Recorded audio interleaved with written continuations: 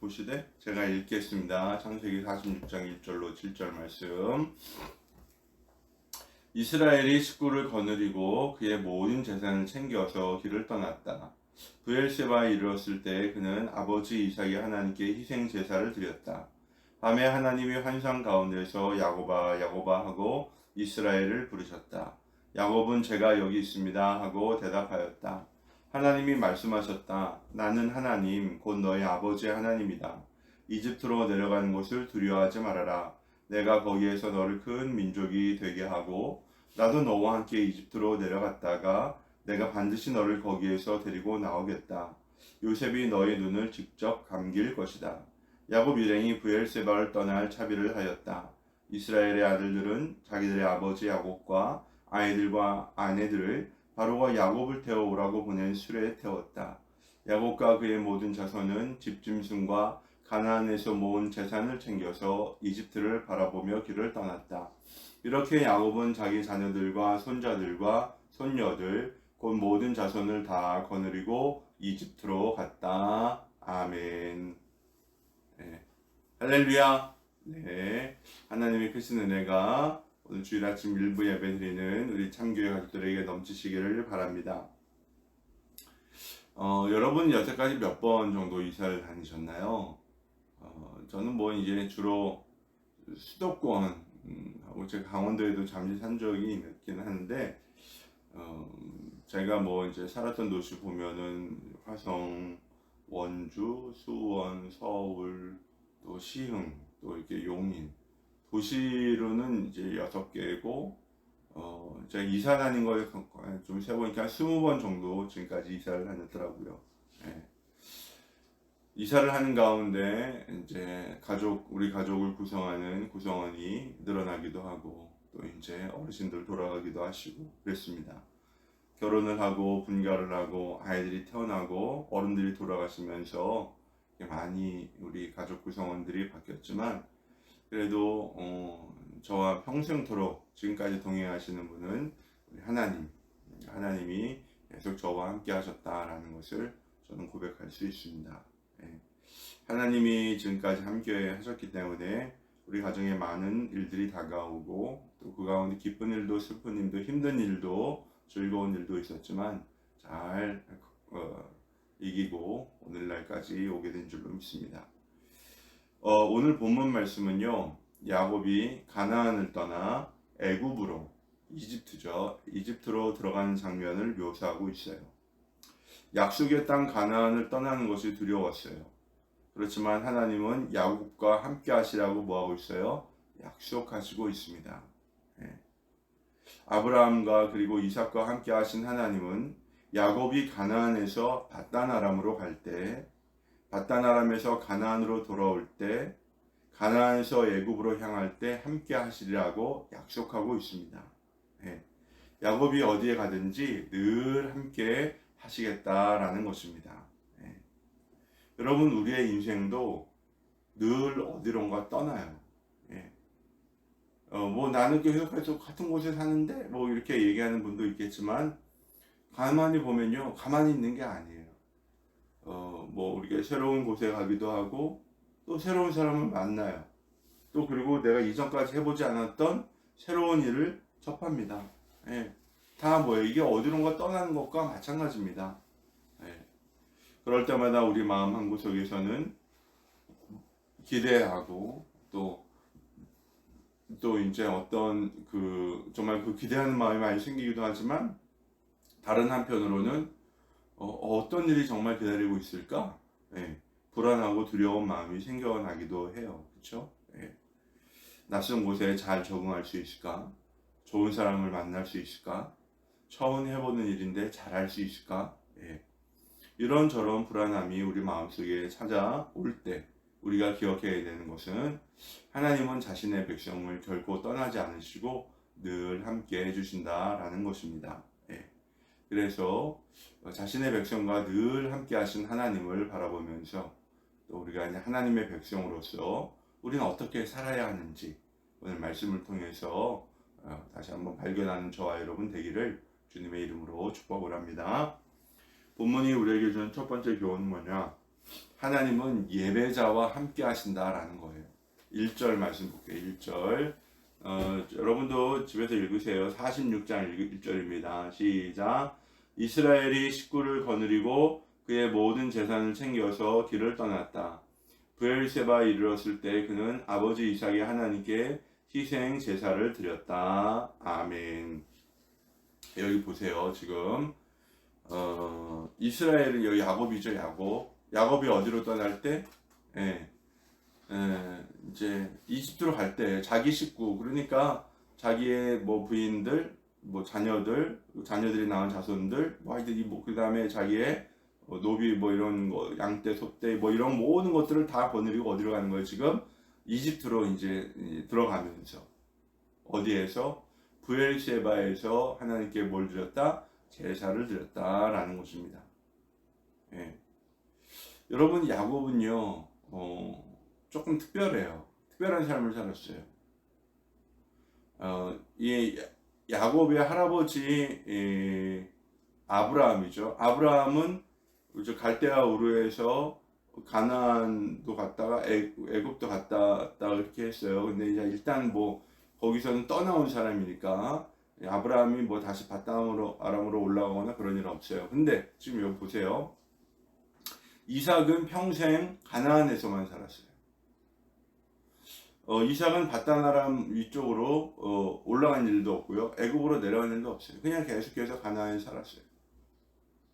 근데 이 이삭의 아들 야곱, 여기 이스라엘이라고 되어 있죠. 야곱은요 조금 달라요. 그는 가나안에서 태어났죠. 근데 하여튼 그 가족 간의 갈등 때문에 어디 갔어요? 결혼이라는 명분으로 바단 아람 외삼촌 라반이 있는 곳으로 올라갔어요. 그리고 여기서 결혼을 하고 한때를 이루니까 또 외삼촌과의 갈등 때문에 어떻게 했어요? 다시 가나안으로 돌아왔어요. 가나안에서 여기 잘 사는가 했더니 가뭄이 심해지니까 이제는 어디로 가요? 애굽으로, 이집트로 떠나는 그런 신세가 되었어요. 그런데 야곱은요 특이한 것은 어디로 가든지 그가 하나님과 동행하면서 하나님께 예배를 드렸다라는 것입니다. 여러분, 야곱은 가나안에서 바단 아람으로 갈 때요 베델에서 하나님을 만났어요. 그래서 거기에서 뭐 했습니까? 베델에 하나님께 자기가 가진 모든 것 드려서 제사를 드렸어요. 그가 뭐 갖고 있어요? 그때 포도주 한 병을 갖고 있었는데 자기가 배고자 한 그 도리에 부으면서 하나님께 서원을 했죠. 하나님, 나로 무사히 돌아오게 하시면 하나님이 나의 하나님이 되십니다. 그리고 나는 평생에 11조 드리겠습니다. 여기 하나님의 집을 세우겠습니다. 이렇게 세 가지 서원을 했어요. 그대로 이제 야곱이 가나안에 돌아오고 가나안에서도 어떻게 했습니까? 세겜에서 제단을 쌓고 또 이제 이곳 베델에서도 제단을 쌓아서 하나님을 예배했어요. 그리고 이제 또 야곱은 어디예요? 이집트, 자기 아들 요셉이 기다리고 있는 이집트로 내려가기 전에 이 브엘세바에서 제단을 쌓아서 하나님께 제사를 드렸다라는 것입니다. 여러분, 이 브엘세바라는 곳은요 조금 특별한 곳이에요.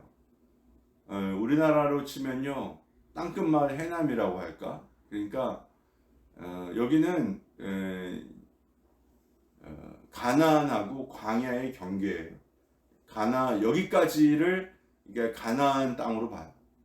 근데 이 브엘세바를 딱 넘으면 뭐로 봐요? 광야로, 신광야로 봅니다. 그러니까 이 브엘세바까지가 이스라엘의 영역이고요. 이 브엘세바를 넘어서면서 광야를 지나면 이집트예요. 그러니까 실질적으로 이 신광야에는 사람이 살지 않기 때문에 이 브엘세바를 넘으면 이제 애굽의 영역으로 들어간다, 이렇게 보시면 됩니다. 그러니까 야곱은 가나안을 떠나기 전 가나안의 이 마지막 땅끝 자락에서 하나님께 제사를 드린 것입니다. 야곱은 가족들과 자기의 재산, 전 재산을 다 거느리고 가나안을 떠나 애굽으로 들어갑니다. 여러분, 이 야곱이 어떤 마음으로 이 지금 브엘세바에서 제사를 드릴까요?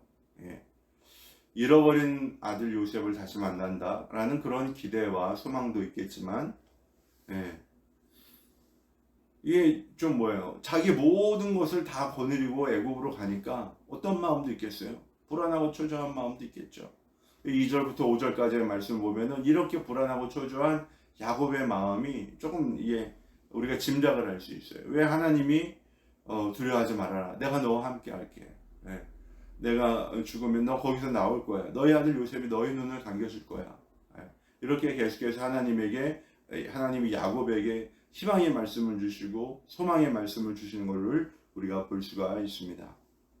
그리고 브엘세바에서 제사를 드리고 하나님을 만난 그날 이후로 야곱은 담대한 마음으로 이제 애굽에 들어갈 수 있었던 것입니다. 여기서 핵심은 무엇이냐? 야곱이 하나님을 찾았다라는 거예요. 그리고 하나님께 예배를 드리는 사람이었다라는 것입니다. 인생의 중요한 고비를 앞두고 하나님을 찾고 나의 삶의 여정 가운데 동행하시는 하나님을 찾는 것, 이것이 야곱이 가진 예배자로서의 모습입니다. 사랑하는 여러분, 우리에게도 필요한 것, 우리의 삶의 여정에 늘 함께 하시고 동행하시는 하나님께 우리는 뭐예요? 예배자로서 날마다 나아가야 할 줄로 믿습니다. 여러분, 소중한 것은 잃어봐야 한다고 얘기했죠. 예배는 그리스도인의 삶에서 가장 귀한 것입니다. 이제는 우리가 하나님을 온전히 경배하는 예배를 또한 회복할 때가 되었습니다. 여러분, 대면이냐 비대면이냐? 대면하면 좋죠. 근데 비대면이라고 나쁜 건 아니에요. 여러분, 대면이든지 비대면이든지 그거보다도 더 중요한 것은 뭐냐면요, 성령의 임재와 감동과 거룩한 결단과 헌신이 있어야지 진정한 예배가 되는 거예요. 예배하러 하나님께 나아가기 위해서 우리의 모든 죄를 회개하고 깨끗한 심령을 가지고 하나님을 경배하고 찬양하면서 동시에 하나님이 우리에게 주시는 말씀을 받아서 이 말씀을 나의 삶에 실천하니라 결단하고 하나님이 나에게 주신 은혜에 감사하면서 헌신하고, 이게 바로 진정한 예배인 것입니다. 여러분, 이러한 예배를 오늘날 우리가 진실로 회복할 때가 되어 있습니다. 예배를 사모하는 마음으로 기다리고 진실한 마음으로 참여하고 단지 보고 듣는 예배가 아니라 마음속 깊은 곳에서부터 하나님을 경배하고 내가 주신 말씀대로 살리라 결단하고 헌신할 때 진정한 예배가 되는 것입니다. 오늘 이 예배를 드리는 저와 여러분, 마음을 다해 하나님을 경배하고 신령과 진정으로 예배를 드리고 거룩한 결단과 헌신을 통해서 하나님을 영화롭게 하는 저와 여러분 되기를 주님의 이름으로 축복합니다. 본문이 우리에게 준 두 번째 교훈은 뭐냐? 함께 있어야 한다라는 거예요. 27절 볼게요. 27절. 이집트에서 요셉이 낳은 아들 둘까지 합하면 야곱의 집안 식구는 모두 70명이다. 아멘. 보세요.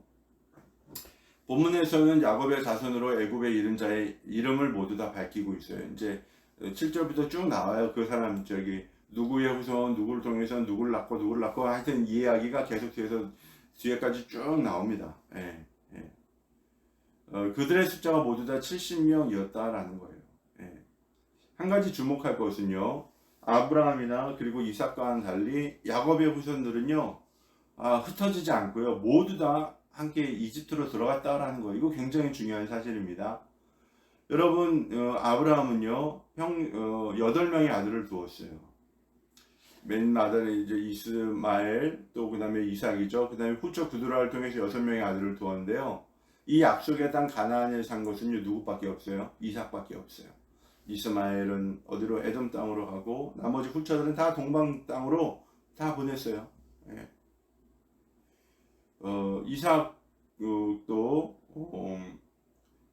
이삭은 에서와 야곱 두 아들을 낳았죠. 근데 이제 에서도 가나안을 따라 어디로 갔어요? 세일 땅이라는 곳으로 갔어요. 그러니까 자기 외삼촌 근처로 갔겠죠. 이스마엘 근처로 간 거죠. 세일 땅으로 갔어요. 그런데 야곱은 이 12명의 아들을 낳았는데요. 이 12명의 아들과 그들이 낳은 자식들을 한 사람도 빠지지 않고 다 어디로 갔다는 거예요? 이집트로 들어갔다라는 것입니다. 예. 왜 함께 갔을까요? 예. 야곱의 자식들은 다 장차 뭐예요? 하나님께서 함께 하라고 하신 뜻이 있었기 때문에 그들이 흩어지지 않고 같이 애굽 땅에 들어간 것입니다. 예. 이들이 애굽에 들어간 것은요, 그저 기근을 피해서 살기 위해서 들어간 것이 아니라 큰 민족을 이루기 위한 목적에서 하나님께서 그리로 들여보내신 것이기 때문에, 그래 어떻게 된 거예요? 그들이 함께 들어갈 수밖에 없었어요. 적어도 70명은 되어야지 애굽 사람들과 섞이지 않고 독자적으로 한 민족을 이룰 수 있겠다. 그래서 하나님은 한 사람도 흩지 않으시고 모두 다 애굽에 들어가게 하신 것입니다. 우리는 여기서 약속의 자녀, 믿음의 사람들은 함께 있어야 위대한 역사를 이룬다라는 것을 발견하게 됩니다. 야곱이 4명의 부인을 통해서 12명의 자식을 낳고 그리고 많은 손주를 얻은 것은 그냥 이루어진 일이 아니에요. 그냥 이 모든 것은 하나님의 뜻 가운데서 계획되어진 것입니다. 이제 이 70명을 통하여서 한 민족이 탄생하는 놀라운 역사가 400년이라는 시간이 지나는 동안에 이루어지게 됩니다. 이런 약속의 자녀들을 통해서 하나님 번성케 되는 축복이 무엇인지를 아주 똑똑히 보여주고 있습니다. 이 70명이 수백만 명이 되었잖아요. 그렇죠? 400년이 지난 다음에. 그런데 여러분, 이 네 부인의 자손들이 섞여 사니까 항상 좋기만 했을까요? 아니죠. 당연히 거기에 뭐 있습니까? 싸움도 있고 갈등도 있었겠죠. 레아의 자손, 라헬의 자손, 비라의 자손, 실바의 자손, 뭐 이렇게 뭐예요? 섞여 살면서 여러 가지 갈등이 있었을 거예요. 그리고 그 때문에 라헬의 자손인 아들인 요셉을 팔아먹기 쫓아했어요. 갈등이 있었어요. 그런데 정말 이제 뭐예요? 그들이 이제 이집트로 들어갈 때 이런 큰 갈등은 다 봉합이 되고, 그들이 거기에서 평화스럽게 살아갈 수 있도록 하나님께서 도와주셨다라는 것입니다. 그들은 흩어지지 않고 서로가 서로를 지켜주면서 400년의 세월을 함께 보냈습니다. 사랑하는 여러분, 오늘날 교회가 약해지는 이유는 뭐냐면요, 이런저런 이유로 자꾸만 갈라지기 때문입니다. 여러분, 우리가 갈라져서는 별다른 유익이 없어요. 함께해야 기쁨도 있고 함께해야 살 길도 열리는 것입니다. 그래서 택함받은 성도는요, 함께 해야 하는 것입니다. 비록 갈등도 있고 아픔도 있을 수 있어요. 그렇지만 때로는 그걸 어떻게 서로 위로하고 축복을 하면서 이 갈등을 이겨나갈 때 하나님의 영광이 우리 가운데 회복이 될 줄로 믿습니다. 우리 참교회 공동체 그리고 몬탈반, 방글라, 그레이스 이 세 개의 목장이 이제 서로와 서로를 축복하면서 또 축하하면서 챙겨주고 섬겨주면서 함께 생명의 길, 영원한 축복의 길을 함께 가는 우리 저와 여러분 되기를 주님의 이름으로 축복합니다. 본문이 우리에게 주는 마지막 세 번째 교훈은 뭐냐면 구별되게 살아야 한다라는 거예요. 여러분 본문 34절을 볼게요. 34절입니다. 종들은 어렸을 때부터 줄곧 집짐승을 길러온 사람들입니다. 우리와 우리 조상이 다 그러합니다 하고 대답하셔야 합니다. 그래야 형님들이 고센 땅에 정착하실 수 있습니다. 이집트 사람은 목자라고 하면 생각할 것도 없이 거리기 때문에 가까이 하지 않습니다. 아멘. 여러분, 우리 민족은요, 구한말 시기부터 본격적으로 이민을 시작했어요. 해외 여러 나라에 흩어져 살고 있는데요. 그 중에는 멕시코의 애니깽 농장으로 이민을 떠난 분도 있어요. 1910년대에 수백 명의 사람들이 어떻게 했어요? 멕시코로 이주를 해서요. 집단 농장에 흩어져서 애니깽, 그러니까 알로에 채취하는 걸 했어요. 굉장히 고된 노동이죠. 여러분, 근데 그분들의 후손이 지금도 멕시코에 살고 있는데요. 특이한 건 뭐냐면요, 거의 멕시코 사람들에게 동화가 되었어요. 이제 멕시코 사람은 스페인어 쓰니까 스페인어 쓰고요. 음식도 뭐 이제 한국 음식 좀 남아있는 것도 있긴 있어요. 한민족이랑 뿌리를 잃지는 않고 있는데 거의 멕시코 사람이 되었다 이렇게 보시면 됩니다. 여러분, 수백 명의 사람이요, 또 수천 명의 사람들이 100년의 시간이 지나는 동안에 멕시코에 거의 동화되었다는 것은요, 우리에게 많은 걸 이야기를 해주고 있어요. 지금 애굽에 내려온 야곱의 가족은 모두 몇 명입니까? 70명이에요. 70명. 이들이 애굽 사람들과 섞여 살게 되면 어떻게 돼요? 그렇죠. 바닷물에 물 한 잔 부은 것처럼요, 그냥 흔적도 없이 사라지게 됩니다. 근데 하나님이 이들을 고센이라는 특별한 땅에 구별해서 거기서 살게 하셨어요. 왜? 그들과는 뭐예요? 따로따로 한 민족, 이스라엘이라는 이 정체성을 만들어주기 위해서 하나님 그들을 고센이라는 곳에 구별되게 살게 하시는 것입니다. 어렸을 때부터 목축을 했다고 하면 애국 사람들은 싫어하기 때문에 따로 땅을 떼어줄 거예요. 왜냐하면 애국 사람들을 목축하는 부정한 거로 봐요. 그래서 함께 어울려 살지 못하게 합니다. 그래서 아마 그들의 딸을 땅을 따로 떼어줄 거기 때문에 거기서 이제 따로 사시면 됩니다. 이런 거죠. 예. 여러분, 요셉은요, 야곱과 그의 가족들이 왜 애굽에 들어갔는지 하나님의 뜻을 너무나도 잘 알고 있었기 때문에 이런 방법을 찾아요. 따로 사는 것만이 우리의 정체성을 지킬 수 있는 길이다. 이러한 노력 덕분에 야곱의 후손들은 애굽에서 살았지만, 예, 자기가 히브리 사람, 이스라엘 사람이라는 것을 잊지 않았고, 또 자신들을 인도하신 분은 하나님이라는 것을 잊지 않았고, 또 때가 되면 이 땅에 나가려 하는 것도 기억하면서 살았던 것입니다. 사랑하는 여러분, 고센이란 땅은요, 목축을 하기에도 좋고 기름져서 농사를 짓기에도 좋은 땅이었어요. 예. 야곱의 자손들이 한 민족을 이루기까지 머물러 있기에 최적의 조건을 갖춘 땅이었습니다. 예. 하나님은 그들의 가장 좋은 곳으로 인도하신 것입니다. 여러분, 오늘날 우리는요, 성도들은 세상 속에서 살아가요. 예. 이제 제가 여러분 수도원에 살자고 한다거나 막 그렇게 얘기하지 않아요. 오늘날 우리 그리스도는 세상 속에서 흩어져 삽니다. 그러나 우리가 세상 속에서 살아간다고 해서요, 세상 사람들과 같아서는 안 돼요. 뭔가 달라야 돼요. 그럼 무엇이 달라야 합니까? 다른 게 아니라 인생의 목적과 이유가 세상 사람들과는 달라야 돼요. 그것이 우리를 뭐예요? 구별되게 합니다.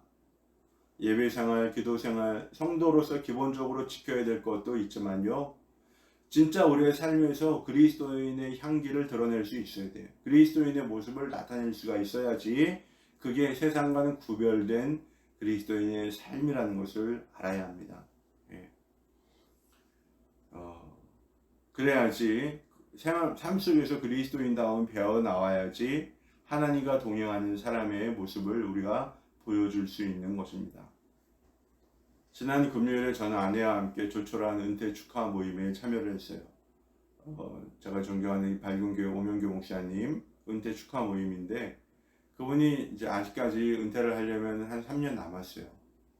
네. 근데 자기 이제 후임 동사 목사님에게 목회를 완전히 물려주고, 그분은 이제 뭐를 위해서 일찍 은퇴를 하셨냐면, 작은 교회 다니면서 작은 교회를 일으켜주기 위한 실질적인 도움을 주려고 이제 은퇴를 일찍 하셨어요. 안정되고, 또 이제 뭐 하여튼 담임 목사로서 은퇴를 일찍 한다는 것은 참 이게 쉽지 않은 결단이죠. 근데 이분이 은퇴를 할 때도요, 그냥 쫄쫄하게 그냥 교회 가족들만, 우리 코로나 상황도 있긴 하지만 교회 가족들과만 모여서 쫄쫄하게 했어요. 그래서 이제 평소에 이제 오영교 목사님을 존경하는 분들이 이제 몇몇씩 모여서 그냥 이렇게 은퇴식 하면 안 된다. 그래서 우리가 한 5 목사님 5가정이 모여서 은퇴 축하 모임을 만들어줬어요. 별거 안 했어요.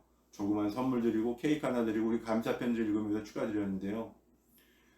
생각을 해보면 이분이 이제 작은 교회 살리기 위해서 수백 교회를 다니면서 수십 번의 집회를 하고, 근데 그런 영광들을 다 자기가 받으려고 하지 않고 모든 걸 하나님께 돌리면서 사는 그 모습을 볼 때, 야, 진짜 헌신의 삶이 뭔다 라는 거를 다시 한번 발견하게 되었습니다. 여러분, 우리 그리스도인의 삶이요, 저는 뭐에서 달라야 하느냐 가만히 생각을 해보면요, 나를 통해서 누군가 하나님의 사랑을 느낄 수 있고, 나를 통해서 누군가 삶의 희망을 찾게 되고, 나를 통해서 누군가 행복을 누리게 되고, 나를 통해서 누군가 예수님을 만나게 되고, 나를 통해서 누군가 새로운 삶의 소망을 발견할 수 있다면 그게 바로 뭐예요? 그리스도인의 삶이에요. 거짓 희망을 주는 것이 아니라 참 희망 예수 그리스도를 증거하고, 어둠의 구렁텅이에서 나와 밝은 삶을 살 수 있도록 도와주고 격려해주고 이끌어주는 것. 심각한 갈등 관계에 있는 사람이 용서와 화해의 마음을 가지고 그거를 해결해낼 수 있도록 도와주는 것. 이게 바로 그리스도인이 해야 될 삶. 이게 바로 세상과는 구별된 삶이에요. 여러분, 우리가 잘 살고 못 사는 거 중요하지 않아요. 우리가 뭐 잘 살 수도 있고 못 살 수도, 어려울 수도 있고 기쁠 수도 있어요. 그렇지만 우리가 이렇게 삶의 정말 이런 인생의 목적과 소망을 알고 산다면요, 그 사람 정말 보람되고 행복한 삶을 살아가는 것입니다. 이게 바로 그리스도인으로서 구별된 삶이라는 것을 저와 여러분이 깨달았으면 좋겠어요. 그리고 이것을 실천하기를 바랍니다. 여러분, 하나님과 동행하는 사람은 어떻게 했어요? 첫 번째, 어디로 가든지 예배하는 사람이었습니다. 또 하나님과 동행하는 사람은 어떠한 사람입니까? 그렇죠. 하나님과 동행하는 사람은요, 자신의 사명을 감당해요. 네.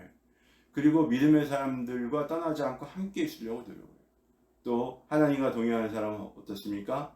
세상은 우리를 끊임없이 유혹을 하고 우리를 착취하고 우리에게 뺏어가려고 하지만 하나님의 사람은 나누고 베풀고 섬겨주면서 희망과 생명과 영생을 찾을 수 있도록 도와주는 것, 이것이 바로 하나님의 사람이 세상과는 구별된 모습인 줄로 믿습니다. 이 사람이 바로 하나님과 동행하는 사람인 것입니다. 오늘 예배를 드린 저와 여러분, 일주일 동안 살면서 나는 어떻게 하나님과 동행할까? 나는 예배의 자리를 지키고 또 믿음의 사람들을 섬겨주고 또한 삶의 기쁨과 희망을 주는 그러한 사람으로 살아가는 저와 여러분 되기를 주님의 이름으로 축복합니다. 거룩하신 아버지 하나님, 감사와 찬양과 영광 올려드립니다. 올려주시는 말씀을 통하여 귀한 소망을 얻습니다. 하나님, 우리는 하나님의 사람이 되기를 원합니다. 삶의 소망과 기쁨을 회복시켜주는 믿음의 사람으로 살게 하여 주시옵소서. 또 오늘도 주의 전에 나올 때 귀한 예물을 드립니다. 성도들이 드리는 귀한 헌금을 주여 기쁘게 받아주시고 이들이 드리는 물질을 통하여서 하나님 나라가 더욱더 크게 확장이 되게 하여 주시고 바르게 세워지게 하여 주시옵소서. 이제는 우리 주 예수 그리스도의 은혜와 하나님 아버지의 무한하신 사랑과 의자 성령님의 감화감도 교통 충만하심이 이제 하나님과 동행하기 위하여 예배하면서 믿음의 사람들을 섬기고 또 삶의 소망을 주는 사람으로 살아가기를 결단한 사랑하는 성도들과 저들의 가정과 삶 가운데 나라 민족 가운데 저 열방의 모든 선교사를 그들의 사역 가운데 이제로부터 영원토록 함께 하시기를 간절히 축원하옵나이다. 아멘.